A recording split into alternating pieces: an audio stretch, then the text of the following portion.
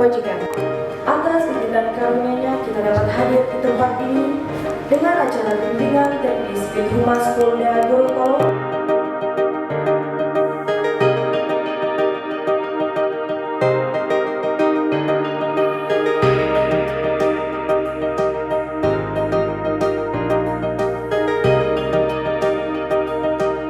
Hari ini kita masih diberikan kesehatan, kekuatan, dan kesempatan untuk hadir di tempat ini guna mengikuti pembukaan BIMTEK tahun 2023 Polda Gorontalo dan jajaran yang diselenggarakan oleh Bidang Hubungan Masyarakat di Humas Polda Gorontalo.